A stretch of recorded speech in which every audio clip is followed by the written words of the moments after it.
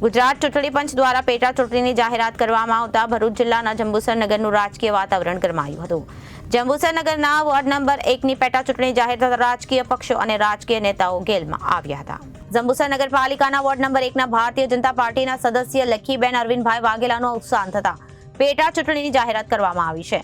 ભૂતકાળમાં એક નગરસેવકનું અવસાન થતા પેટા ચૂંટણીમાં ભારતીય જનતા પાર્ટી પાસેથી કોંગ્રેસે એક બેઠક પર છીનવી હોય અને બીજા પેટા ચૂંટણીમાં પણ કોંગ્રેસ ફોર્મમાં હોય અને જીતવાના દાવા કરી રહી છે, જ્યારે ભાજપ પોતે વિકાસની વડેલી પાર્ટીઓ અને વિકાસના બળે અને ભૂતકાળની બેઠક ગુમાવી અને કોંગ્રેસને સોંપી એમાંથી શીખ લઈ ફરી એબ્લુનું પરિવર્તન થાય માટે બાબતે ધ્યાન લઈ જીતનો દાવો કરી રહી છે। ભારતીય જનતા પાર્ટીના વિકાસના કામો બાબતે કોંગ્રેસના આક્ષેપ છે કે જંબુસર નગરપાલિકાના શાસક પક્ષ જંબુસરના વોર્ડ નંબર 1 અને અન્ય વોર્ડમાં પણ વિકાસના કામોમાં તદ્દન નિષ્ફળ ગયેલ પાર્ટી છે। ભાજપના નવનિયુક્ત શહેર પ્રમુખ મનનભાઈ પટેલે વોર્ડ નંબર 1માં ભારતીય જનતા પાર્ટીની જીતનો દાવો વ્યક્ત કર્યો। વોર્ડ નંબર 1 ભારતીય જનતા પાર્ટીનો જંબુસરનો ગઢ છે તેવું કહી કોંગ્રેસને ઉમેદવાર પણ નહીં મળે તેવો દાવો વ્યક્ત કરાતા રાજકીય વાતાવરણ ગરમાયાના સમાચાર મળી રહ્યા છે। જંબુસર નગરમાં પેટા ચૂંટણી યોજાનાર હોય, વોર્ડ નંબર 1માં પેટા ચૂંટણી છે, એમાં ભારતીય જનતા પાર્ટીનો ગઢ ગણાય છે, તો કેવું લાગી રહ્યું છે આપને હવે પેટા ચૂંટણી? ડેફિનેટલી વોર્ડ નંબર 1ની આવનારી ચૂંટણી ભારતીય જનતા પાર્ટી ભવ્યથી અતિ ભવ્ય વિજય મેળવનારી છે અને એ નક્કી જ છે।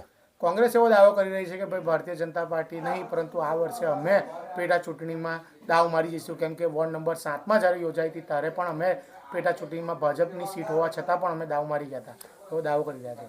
વોર્ડ નંબર 7 અને વોર્ડ નંબર 1 અલગ વસ્તુ છે। વોર્ડ નંબર 7માં મતદારોની સંખ્યા હિન્દુ મુસ્લિમ 50-50% છે અને એ ભૂતકાળમાં કોઈ પણ વિષયને લઈને એ વોર્ડ નંબર 7ની ચૂંટણી જીતી ગયેલા એ એક્સેપ્ટેડ છે, પણ આ જ્યારે ભારતીય જનતા પાર્ટીના વિકાસના કામો પ્રગતિમાં છે, અઢળક કામો થઈ રહેલા છે। વોર્ડ નંબર 1માં પણ સોસાયટી રોડ બનેલા છે, ગટરનું આયોજન કરેલું છે, લાઇટોનું આયોજન કરેલું છે। અચ્છા, મુખ્ય જંબુસરના કામો પણ અત્યારે પ્રગતિમાં છે। મેઇન રસ્તાનું વર્ક ઓર્ડર આપણા કોન્ટ્રાક્ટરને અપાઈ ગયેલો છે।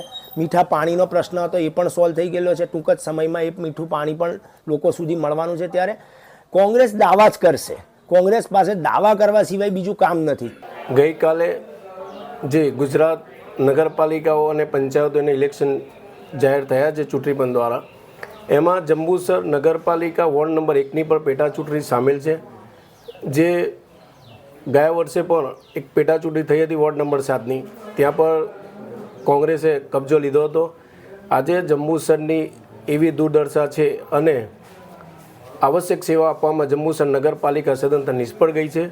એ પાણીનો પ્રશ્ન હોય, ગટરનો પ્રશ્ન હોય કે ગંદકીનો પ્રશ્ન હોય કે રસ્તાઓનો પ્રશ્ન હોય, આજે દરેક વોર્ડો ખૂબ ગંભીર અને ગંદકીવાળા પરિસ્થિતિમાં છે।